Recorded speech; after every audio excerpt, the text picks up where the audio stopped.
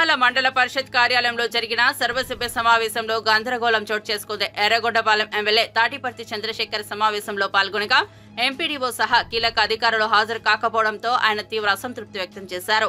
అధికారుల నిర్లక్ష్యంపై కలెక్టర్ తమీం అన్సారియా జెడ్పీసీఓలపై ఫిర్యాదు చేస్తానని హెచ్చరించారు. ప్రభుత్వ కార్యక్రమాలను నిర్లక్ష్యం చేసిన అధికారులపై కఠిన చర్యలు తీసుకోవాలని డిమాండ్ చేశారు. మళ్ళీ ఆ మీటింగ్ ని పోస్ట్పోన్ చేస్తూ 3 సమావేశాలు నిర్వహించేశాడు. ఇవాళ మళ్ళీ కూడా 13వ తారీఖు సర్వసభ్య సమావేశం అని అసెంబ్లీ ఉండే రోజున సర్వసభ్య సమావేశాన్ని కాల్ఫర్ చేశాడు.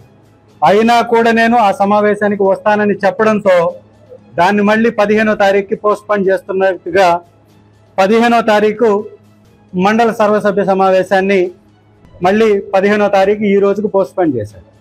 ఎవరైనా ఎంపీడీఓ శాసనసభ కార్యక్రమాలు జరిగేటప్పుడు అసలు కాల్ఫర్ చేయరు సమావేశాన్ని. అట్లాంటిది ఈ వ్యక్తి 13వ తారీఖు రావాల్సిందిగా 4వ తారీఖే కాల్ఫర్ చేశాడు. అప్పటికే శాసనసభ సమావేశాలు మొదలు కావడం జరిగింది. దానికి సంబంధించినటువంటి డేటా కూడా అందరి దగ్గర కూడా ఉంది.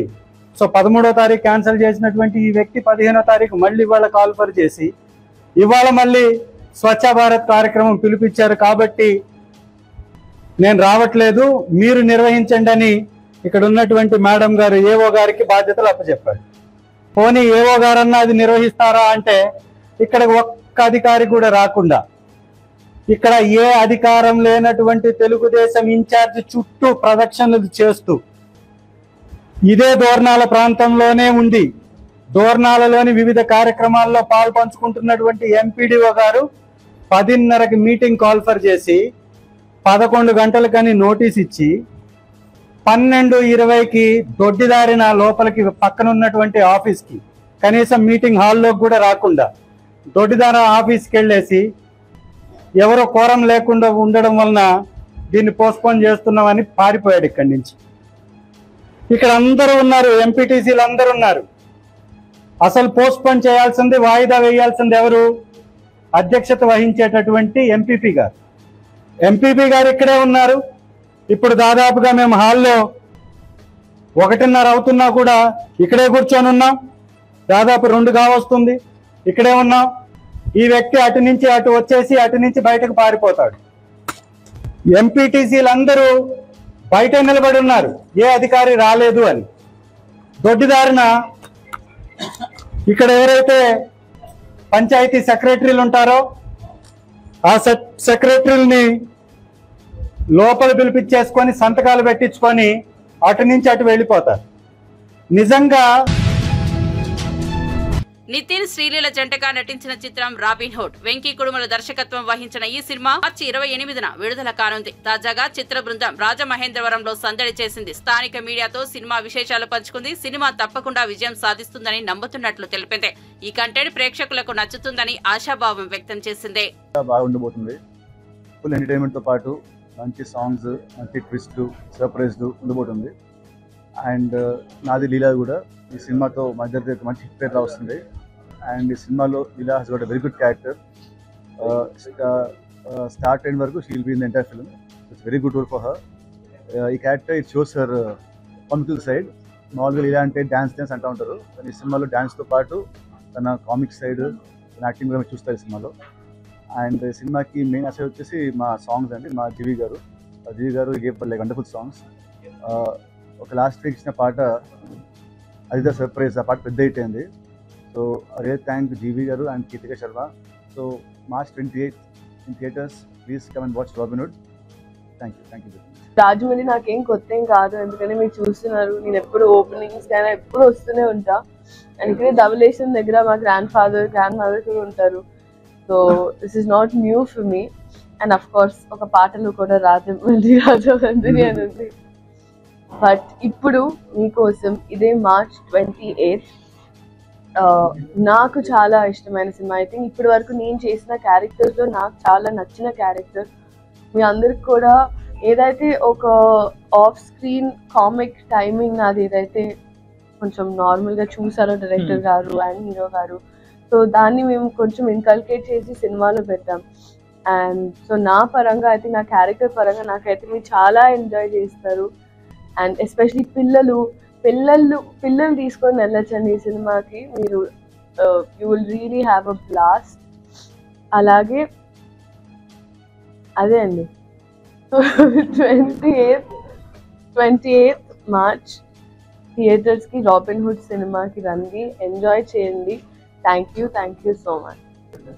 మాకు రాజమండ్రికి నితిన్ గారు చెప్పినట్టు నాకు రాజమండ్రికి చాలా మంచి అనుబంధం. తెలుగు సినిమాలో కూడా ఒక సీన్ ఇక్కడ షూట్ చేశాను, అండ్ భీష్మాక్ కూడా కడియంలో షూట్ చేశాము.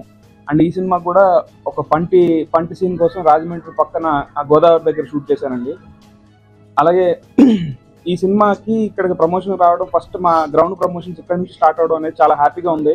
సో ఇక్కడ పబ్లిక్ అందరూ కూడా చాలా సినిమాకి ఎంత ఇష్టం అంటే సినిమా ప్రియులో మా అందరికీ తెలుసు. సో ఇక్కడ నుంచి స్టార్ట్ చేయడం చాలా హ్యాపీగా ఉంది. రాబిన్ హుడ్ సినిమా టీజర్ కి, సాంగ్స్ కి మీ అందరూ చాలా మంచి రెస్పాన్స్ ఇచ్చారు. We are very thankful for that.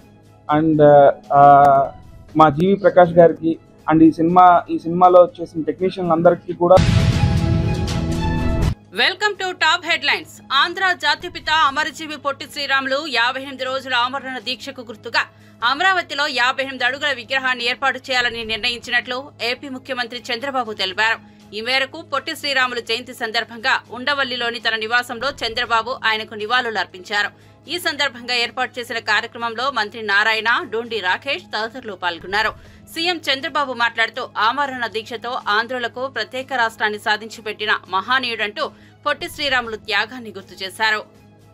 ఒక రాష్ట్రం కావాలని భాషా ప్రయుక్త రాష్ట్రం కోసం పోరాడిన వ్యక్తి, త్యాగం చేసిన వ్యక్తి, ఆత్మార్పణ చేసుకున్న వ్యక్తి పొట్టి శ్రీరాములు గారని చెప్పి కూడా నేను మీకు తెలియజేసుకుంటున్నా. అందరం కూడా సాధారణంగానే పుడతా ఉంటాం. ఆయన కూడా 1901 మార్చి ఇదే రోజున 16వ తారీఖున మద్రాసులో గురవయ్య మహాలక్ష్మ దంపతులకు జన్మించారు. ఆయన మెడ్రాసులో జన్మించిన తెలుగు వారికి రాష్ట్రం కావాలనేది ప్రగాఢమైన కోరిక. జన్మస్థలం నెల్లూరైనా అక్కడి నుంచి మెడ్రాస్కి, అప్పుడు అందరూ మెడ్రాస్కి వెళ్లారు. ఎందుకంటే రాజధాని మెడ్రాస్. మొన్నటి వరకు హైదరాబాద్లో ఉన్నాం, ఇప్పుడు అమరావతికి వచ్చారు. ఇది ఎక్కడ రాజధాని ఉంటే అక్కడ అవకాశాలు ఉంటాయి. చాలా మంది ఢిల్లీకి వెళ్తారు. ఎందుకంటే మన ఆశలు నెరవేరాలంటే రాజధాని నగరం అయితే అవకాశాలు ఎక్కువ ఉంటాయి, మన క్యారియర్ బాగుంటుందని చెప్పి కూడా వెళ్తూ ఉంటాం. ఆయన కూడా అక్కడనే ఉండి ఇది చేశారు. అలాంటి వ్యక్తి యొక్క జయంతి ఉత్సవాలు ఈ సంవత్సరం అంతా జరపాలని గవర్నమెంట్ నిర్ణయించారు. దానికి మీరందరూ ముందుకు వచ్చారు. మీ అందరికి కూడా మనస్ఫూర్తిగా అభినందనలు. ఈ రోజుతో ప్రారంభమయ్యే ఈ ఉత్సవాలు 1 year మొత్తం చేసి నెక్స్ట్ మార్చి 16కి మన దీన్ని కన్క్లూడింగ్ సభ కూడా పెట్టుకుంటామని చెప్పి కూడా నేను మీకు తెలియజేస్తున్నా. అదే మరిగా రకరకాలుగా మనకు మార్పులు వచ్చాయి. ఈ మార్పులు కూడా మీరు చూస్తే ఆయన పెద్ద ఎత్తున పోరాడినప్పుడు కేంద్ర ప్రభుత్వం దిగిరాల. ఆయన చూస్తే తెలుగు ప్రజల సుదీర్ఘ ఆకాంక్ష. ఇది మొట్టమొదటిసారి కాదు, ఇంత మునుపు కూడా చరిత్రలో మీరు చూస్తే తెలుగు వారు డిఫరెంట్ టైమ్స్ లో డిఫరెంట్ పాలకుల దగ్గర ఉండే పరిస్థితి వచ్చింది. ఒక పక్క తెలంగాణ ముఖ్యమంత్రి రేవంత్ రెడ్డి స్టేషన్ గన్పూర్ బహిరంగ సభలో ప్రసంగిస్తూ ఈ ప్రాంతం గొప్ప చైతన్యంతో కూడినదని, తెలంగాణ ఉద్యమంలో ఉమ్మడి జిల్లా వాసులు, విద్యార్థులు కీలక పాత్ర పోషించారని పేర్కొన్నారు. ముఖ్యమంత్రి వరంగల్ అభివృద్ధికి 6,500 కోట్ల నిధులను కేటాయించినట్లు ప్రకటించారు. Railway coach factory, outer ring road, under ground drainage వంటి మెగా ప్రాజెక్టుల ద్వారా వరంగల్ ను హైదరాబాద్ తో సమానంగా అభివృద్ధి చేస్తామని తెలిపారు. సాధించి మీ ముందు నిలబడ్డా. ఇదే కాదు, రైల్వే కోచ్ ఫ్యాక్టరీ కావచ్చు, లేకపోతే అండర్ గ్రౌండ్ డ్రైనేజ్ కావచ్చు, వరంగల్ ఔటర్ రింగ్ రోడ్ కావచ్చు, అభివృద్ధి పనుల కోసం కాళోజీ కళాక్షేత్రాన్ని పూర్తి చేస్తామని ఆనాడు చెప్పినాం. వరంగల్ ఔటర్ రింగ్ రోడ్డును నిర్మిస్తామని చెప్పినాం. ఇవాళ ఈ అన్ని కార్యక్రమాలను పూర్తి చేయడానికి వరంగల్ నగరానికి 6,500 కోట్ల రూపాయలు మంజూరు చేసి ఈ వరంగల్ నగరాన్ని హైదరాబాదు నగరంతో పోటీ పడే విధంగా వరంగల్ అభివృద్ధి చేయాలని ఈరోజు మన ప్రభుత్వం ప్రయత్నం చేస్తున్నది. మిత్రులారా, ఇవాళ ఆలోచన చేయండి మీరందరూ. తెలంగాణ రాష్ట్రం వచ్చినప్పుడు ధనిక రాష్ట్రం. ఈ ధనిక రాష్ట్రాన్ని చంద్రశేఖరరావు గారి కుటుంబం చేతిలో పెడితే ఈరోజు అప్పుల ఊబిలో తెలంగాణ రాష్ట్రం కూరుకుపోయింది. ఆనాడు నెలకు 500 కోట్ల రూపాయలు అసలు మిత్తి కట్టే అప్పు ఉంటే ఈనాడు ప్రతి నెల అసలుకే 6,500 కోట్ల రూపాయలు ప్రతి నెల కట్టాల్సిన పరిస్థితి వచ్చింది. 10 ఏళ్లలో ఈరోజు దాదాపుగా 8 లక్షల కోట్ల రూపాయలు 7 లక్షల కోట్ల రూపాయలు బ్యాంకుల్లో అప్పు తెస్తే 40,000 కోట్ల రూపాయలు కాంట్రాక్టర్లకు బకాయిలు పెట్టిండు. ఇవాళ సింగరేణికి బకాయిలు పెట్టిండు. విద్యుత్ శాఖ డిపార్ట్మెంట్ కు ఉచిత కరెంటు పేరు మీద రైతులకు ఉచిత కరెంటు ఇచ్చినా అని విద్యుత్ శాఖకు బకాయిలు పెట్టిండు. నిన్నగాక మొన్న బ్యాంకుల్లో తెచ్చిన అప్పులే కాదు, ఆయన పెట్టిపోయిన బకాయిలను లెక్కేస్తే 8,29,000 కోట్ల రూపాయల లెక్క తేలింది. మిత్రులారా, ఈ 8,29,000 కోట్లలో మా నెత్తి మీద కత్తి పెట్టి ఈరోజు బ్యాంకులు వసూళ్లు చేస్తే అసలు మిత్తి 1,53,000 కోట్ల రూపాయలు ఈరోజు బ్యాంకులకు చెల్లించాల్సి వచ్చింది. నిన్న శాసనసభ సాక్షిగా ఈ వివరాలన్నీ నేను చెప్పిన. ఎందుకంటే ఈనాడు మీకు తెలవాలి మన ఆర్థిక పరిస్థితి ఎట్లుందో. మన ఆర్థిక పరిస్థితి తెలిసినప్పుడే మన భవిష్యత్తు ప్రణాళికలను మనం చేసుకోగలుగుతాం. మన భవిష్యత్తు ప్రణాళికలు సంక్షేమ పథకాలు ఎట్లుండాలి, అభివృద్ధి పథకాలు ఏ విధంగా ముందుకు సాగాలనో మనం ఆలోచన చేసుకోగలుగుతాం. అందుకే మిత్రులారా, ఈరోజు మీ ముందు నిలబడి నేను మాట చెప్పదలుచుకున్నా. ఎన్నికల్లో ఇచ్చిన గ్యారంటీలలో ఆడబిడ్డలకు ఆర్టీసీలో ఉచిత బస్సు ప్రయాణం అని చెప్పినాం. 2 రోజుల్లోనే ఈనాడు 150 బాలినేని శ్రీనివాస్ రెడ్డి పెద్ద కమల్ హాసన్, ఆయనతో సినిమా తీయొచ్చంటూ దర్శి వైఎస్ఆర్సీపీ ఎమ్మెల్యే దర్శి బూచేపల్లి శివప్రసాద్ రెడ్డి ఆగ్రహం వ్యక్తం చేశారు. రాజకీయ లబ్ధి కోసం జనసేనలో చేరి ఎక్కువగా మాట్లాడుతున్నారంటూ హెచ్చరించారు. బాలినేని బ్రతుకు ప్రకాశం జిల్లా ప్రజలకు బాగా తెలుసు అని వ్యాఖ్యలు చేశారు. టీడీపీలో మిమ్మల్ని చేర్చుకోకుండా నేను రిజెక్ట్ చేసేళ్ళకి నీ అవసరం కోసం, నీ రాజకీయ లబ్ధి కోసం నువ్వు జనసేనలో చేరావు. ఇంకా జనసేనలో పోయి జనసేన ఉద్ధరిస్తాం అనుకుంటే, నిన్న మీటింగ్ లో నేను పవన్ కళ్యాణ్ గారిని అడిగింది ఒకటే, నేను ఆయనతో పాటు సినిమాలు చేయాలనుకున్నా అని చెప్పాడు. అసలు బాలినేని శ్రీనివాస్ రెడ్డి కన్నా పెద్ద యాక్టర్ ఎవరు లేరు. ఆయన పెద్ద కమల్ హాసన్, ఆ ముందు ఆయనతో సినిమా తీయాలి. అదేవిధంగా జగన్మోహన్ గారు, వైఎస్ రాజశేఖర్ గారు లేకపోతే ఆయన రాజకీయం లేదు, సీఎం కాలేదని చెప్పారు. అయ్యా, రాజశేఖర్ గారు చనిపోయింది 2009లో, మా పార్టీ పెట్టింది 2011లో. ఇన్ని సంవత్సరాలు జనాలతో కలిసి కార్యకర్తలకు అండగా ఉండి పార్టీ స్థాపించి వైఎస్ జగన్మోహన్ గారి రెక్కల కష్టాలతో, ప్రజల సపోర్ట్ తో, కార్యకర్తల సపోర్ట్ తో, రాజశేఖర్ ఆశయాలతో, ఆశీస్సులతో జగన్మోహన్ గారు 2019లో సీఎం అయ్యాడు. మళ్ళా ఇప్పుడు చెబుతున్నాం ఆయన సీఎం కాలేడని. మీ తాతలు ముత్తాతలు వచ్చిన 2029 ఎలక్షన్ లో జగన్మోహన్ గారు ముఖ్యమంత్రి అవటం కన్ఫామ్ అని తెలియజేస్తున్నాం.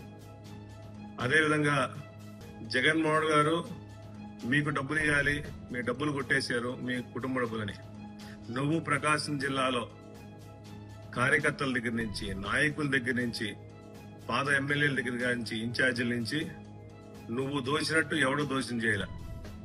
ప్రకాశం జిల్లా బాలినేని శ్రీనివాస్ రెడ్డి అనే వ్యక్తి వైఎస్ఆర్ కాంగ్రెస్ పార్టీ నుంచి బయటకు పోయినప్పటి నుంచి వైఎస్ఆర్ కాంగ్రెస్ పార్టీ చాలా సంతోషంగా ఉంది, ప్రశాంతంగా ఉంది. మాకు ప్రకాశం జిల్లాలో పీడ విడిగిపోయింది. బాలినేని శ్రీనివాస్ రెడ్డి వ్యక్తి వేరే పార్టీకి పోతే మా పార్టీ బాగుందని చెప్పి అందరు కార్యకర్తలు అనుకుంటున్నారు. అదేవిధంగా అవసరమైతే జెడ్పీ చైర్పర్సన్ దించేస్తామని చెప్పి తెలియజేస్తున్నాం. నీలాగా జెడ్పీడీసీలు ఎవరు అవకాశవాదుల కోసం, పదవుల కోసం, ఎమ్మెల్సీల కోసం ఎవరు రాజకీయాలు చేసేవారు లేరు, ఎవరు పార్టీలు మారేవారు లేరు. ప్రకాశం జిల్లా జెడ్పీ చైర్పర్సన్ ని ఎవరు ఏం చేయాలని చెప్పి సభాముఖంగా తెలియజేస్తున్నారు. ఒకటే గుర్తుపెట్టుకోండి, అవసరం కోసం బాలినేని శ్రీనివాసరెడ్డి వ్యక్తి అతని రాజకీయాల కోసం నేను ఎమ్మెల్సీలు అవుతాను, మినిస్టర్ అవుతాను అని చెప్పేసి కలబుల మాటలు చెప్తున్నారు. అయ్యా పవన్ కళ్యాణ్ గారు గుర్తుపెట్టుకోండి, బాలినేని శ్రీనివాసరెడ్డి అనే అవకాశవాది ఎవరూ లేరు. అతను ఏ పార్టీలో ఉంటే ఆ పార్టీ నాశనం అయితే తెలియజేసుకుంటూ, ప్రకాశం జిల్లాలో వైఎస్ఆర్ కాంగ్రెస్ పార్టీ జగన్మోహన్ గారి సపోర్ట్ తో బుచ్చపల్లి శ్రీప్రసాద్ అనే వ్యక్తి తెలంగాణ ముఖ్యమంత్రి రేవంత్ రెడ్డి అబద్దాలకు బ్రాండ్ అంబాసిడర్ గా మారారని బీఆర్ఎస్ ఎమ్మెల్యే మాజీ మంత్రి హరీష్ రావు మండిపడ్డారు. కేసీఆర్ 10 ఏళ్లు రాష్ట్రాన్ని నెంబర్ 1 చేసి దేశాన్ని ఆదర్శంగా నిలిచారని కొనియాడారు. అలాంటి వ్యక్తిపై అనుచిత వ్యాఖ్యలు చేయడం సరికాదన్నారు. జీఎస్టీ వేయాల్సి వస్తే ఈ రాష్ట్ర ప్రభుత్వ ఖజానా మొత్తం నువ్వు మాట్లాడిన అబద్దాలకు జీఎస్టీ కింద పోతుంది. ఇవాళ కేసీఆర్ గారు 14 ఏళ్లు పోరాడి కానే కాదు రానే రాదన్న తెలంగాణను చావు నోట్లో తలబెట్టి తెలంగాణ తెచ్చిన జాతిపిత కేసీఆర్. 10 ఏళ్లు ఈ రాష్ట్రాన్ని అద్భుతంగా పాలించి దేశానికి దిక్సూచిగా నిలిపిన నాయకుడు కేసీఆర్. జీఎస్డీపీ పెరుగుదలలో, పర్ క్యాపిటా పెరుగుదలలో, ఎస్ఓఆర్ స్వంత ఆదాయ వనరుల అభివృద్ధి పెరుగుదలలో, విద్యుత్ వినియోగములో, ప్రతి ఇంటికి త్రాగునీరు అందించడములో, సాగు విస్తీర్ణం పెంచడములో, పంటల ఉత్పత్తి పెంచడములో, మిషన్ కాకతీయ ద్వారా, రైతు బంధు ద్వారా దేశానికి ఆదర్శంగా నిలిచిన నాయకుడు కేసీఆర్. కొత్త రాష్ట్రానికి ఒక దిశ నిలిపిన నాయకుడు కేసీఆర్. ఆయన పట్టుకొని నువ్వు మార్చురీకి పంపాలని మాట్లాడతావా? గతంలో జానారెడ్డి గారు ప్రతిపక్ష నాయకుడిగా ఉంటే కేసీఆర్ గారు సభానాయకుడిగా, ముఖ్యమంత్రిగా ఎప్పుడు సభలో మాట్లాడినా పెద్దలు, గౌరవనీయులు, అనుభవజ్ఞులు జానారెడ్డి గారు అని ఎంతో వినయంగా, ఎంతో మర్యాదతో జానారెడ్డి గారి గురించి మాట్లాడేది. కానీ నువ్వు మాట్లాడుతున్న భాష ఏంటి? తెలంగాణ అంటే ఈ దేశంలో ఒక గౌరవం ఉంది, ఒక ప్రతిష్ట నిలిపిండు కేసీఆర్. నీ భాష వల్ల, నీ చర్యల వల్ల, నీ విధానాల వల్ల, నీ పిచ్చి తుగ్లక్ చర్యల వల్ల ఈ రాష్ట్రం యొక్క పరువు ప్రతిష్ట మంట కలిసేటువంటి పరిస్థితి ఏర్పడతా ఉంది. నిన్న మేము శాసనసభలో, శాసన మండలిలో కేసీఆర్ గారి పట్ల రేవంత్ రెడ్డి చేసిన అనుచిత వ్యాఖ్యలకు మేము వాకౌట్ చేసినాం. వాకౌట్ చేస్తే నిన్న మాట మార్చిండు. మీరు చూశారు అసెంబ్లీలో. నేను కేసీఆర్ నన్నులే బీఆర్ఎస్ పార్టీని అన్నా అని మాట మార్చిండు. ఒక్కసారి ఆ వీడియో చూద్దాం. ప్రజలకు, ఈ రాష్ట్ర ప్రజలకు నిజాలు తెలవాల్సిన అవసరం ఉంది. బీఆర్ఎస్ పార్టీని అన్నాడా, కేసీఆర్ గారిని అన్నాడా, నిన్నేమని మాట మార్చిండో ఒక్కసారి రాష్ట్ర ప్రజలు, మీడియా మిత్రులు కూడా చూడాలని నేను కోరుతా ఉన్నా. నేను కేసీఆర్ని అనలేదు, బీఆర్ఎస్ పార్టీని అన్నా. ఇంతకంటే సాక్ష్యం ఇంకోటి కావాలన్నా? 24 గంటల్లోనే మాట మార్చడంలో రేవంత్ రెడ్డి మించినోడు ఇంకోడని ఉంటాడా? నీకు నిజాయితీ ఉంటే క్షమాపణ చెప్పు. ఆనాడు బీఆర్ఎస్ పార్టీ అధికారంలో ఉన్ననాడు ఇదే కాంగ్రెస్ పార్టీ ఆ రోజు మేము ఎల్ఆర్ఎస్ ను తీసుకొచ్చి ఇల్లీగల్ ప్లాట్స్ ను రెగ్యులరైజ్ చేసే ప్రయత్నం చేస్తే వీళ్ళు కేసీఆర్ గారు పేద ప్రజల రక్త మాంసాలు పీలుస్తున్నాడు అని మాట్లాడిండు. బట్టి విక్రమార్క గారు, ఉత్తమ్ కుమార్ రెడ్డి గారు, సీతక్క గారు, రేవంత్ రెడ్డి గారు ఒకరిని మించి ఒకరు కేసీఆర్ గారిని తిట్టారు, బీఆర్ఎస్ పార్టీని తిట్టారు. మరి ఇప్పుడు మీరేం చేస్తున్నారు? ఇవాళ మీరు ఆనాడు ఉచితంగా చేయాలి ఎల్ఆర్ఎస్ అన్నారు. కానీ ఈరోజు మీరు ఎల్ఆర్ఎస్ కట్టాల్సిందే, 31 తారీఖు డెడ్ లైన్ అని పేద ప్రజల మెడ మీద కత్తి పెట్టి. ముఖ్యమంత్రి రేవంత్ రెడ్డిపై కేంద్ర మంత్రి, తెలంగాణ బీజేపీ అధ్యక్షుడు కిషన్ రెడ్డి తీవ్రస్థాయిలో విమర్శలు గుప్పించారు. మొన్న ఢిల్లీలో మీడియాతో చిట్చాట్ చేస్తూ గత ప్రభుత్వం 7 లక్షల కోట్లు అప్పు చేసినట్లు నాకు తెలియదు అన్నాడని కిషన్ రెడ్డి తెలిపారు. ఎన్నో సభల్లో రేవంత్ రెడ్డి బీఆర్ఎస్ అప్పులపై మాట్లాడిన వీడియోలు ఉన్నాయి. రేవంత్ రెడ్డి అన్ని అబద్దాలు చెబుతున్నారని పేర్కొన్నారు. రాష్ట్ర పరిస్థితిని తెలిసి కూడా అమలు చేయలేని హామీలు ఇచ్చి ప్రజలను మోసం చేశారని కాంగ్రెస్ ప్రభుత్వంపై ఆగ్రహం వ్యక్తం చేశారు. అధికారంలోకి వచ్చిన 15 నెలల్లో 1,50,000 కోట్లు అప్పు చేశారు. కేసీఆర్ కి నేనేమి తక్కువ కాదు అన్నట్లు రేవంత్ రెడ్డి పోటీ పడుతున్నారని కిషన్ రెడ్డి విమర్శించారు. న్యూ ఎడ్యుకేషన్ పాలసీ ఆ రోజు కాంగ్రెస్ హయాంలో డిఎంకే మిత్ర పార్టీ అయినటువంటి ప్రభుత్వం ప్రవేశపెట్టినప్పుడు ఆ రోజు ఏమాత్రం డిఎంకే వ్యతిరేకించలేదు.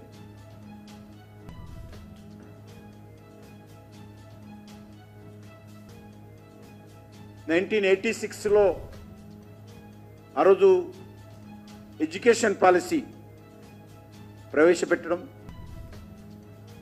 ఈరోజు 2020లో నరేంద్ర మోడీ గారు తీసుకొచ్చినటువంటి న్యూ ఎడ్యుకేషన్ పాలసీ విషయంలో ఒకసారి పోల్చి చూసినట్లయితే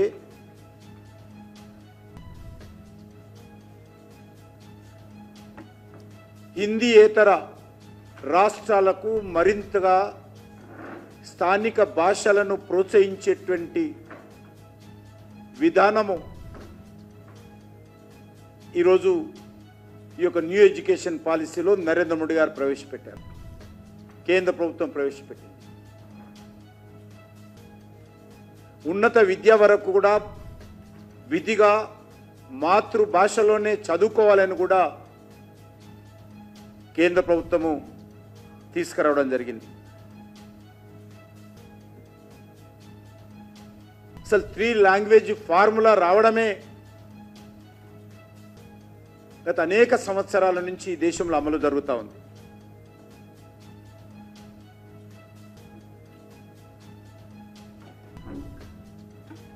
త్రిభాషా సిద్ధాంతం ఏదైతే ఉన్నదో బ్రిటిష్ కాలం నుంచే ప్రారంభమైంది, కొత్తగా నరేంద్ర మోడీ గారు ప్రవేశపెట్టలేదు. రాజగోపాలాచారి గారు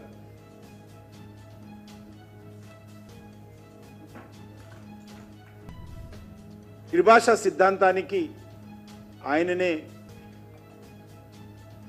ఆలోచన విధానంతో ఈ సిద్ధాంతం రావడం జరిగింది. 60 దశకంలోనే వారు రాష్ట్రంలో మహిన్మాన్వితమైన కాశీనాయన క్షేత్రం కూల్చివేతల వెనుక ఉన్న దుష్ట శక్తులు ఎవరో బయటపెట్టాలని వైఎస్ఆర్సీపీ అధికార ప్రతినిధి మాజీ TTD chairman Bhumana Karunakar Reddy demand చేశారు. తిరుపతి క్యాంప్ కార్యాలయంలో మీడియాతో మాట్లాడుతూ రాష్ట్రంలో డిప్యూటీ సీఎం పవన్ కళ్యాణ్, మంత్రి నారా లోకేష్ల మధ్య ఉన్న వైరుధ్యాలతో ప్రముఖ ఆధ్యాత్మిక క్షేత్రాలు నలిగిపోతున్నాయని ఆగ్రహం వ్యక్తం చేశారు. కాశీనాయన క్షేత్రం కూల్చివేతలో ఈ రాష్ట్రంలో హిందూ ధర్మం గుండెలను బుల్డోజర్లతో బద్దలు కొట్టడమేనని మండిపడ్డారు. చెప్పుకునేటువంటి వీళ్ల పాలనలో అత్యంత ప్రసిద్ధిగాంచిన కాశీనాయన క్షేత్రం నేల కొరిగింది. నిర్లజ్జగా, నిర్దాక్షిణ్యంగా దాని మీద ఉద్దేశ్యపూర్వకమైనటువంటి దాడి చేసినారు. ఒక్కసారిగా నిరసన పెల్లుబుకే లోపల లోకేష్ గారు, నారా లోకేష్ గారు మంత్రివర్యులు దానికి క్షమాపణలు చెప్పి నేనే దాన్ని పునర్నిర్మిస్తాను అని ప్రకటన ఇచ్చినారు, సారీ చెప్పి. కానీ చంద్రబాబు గారు ఒక్క ప్రకటన కూడా ఇవ్వాల.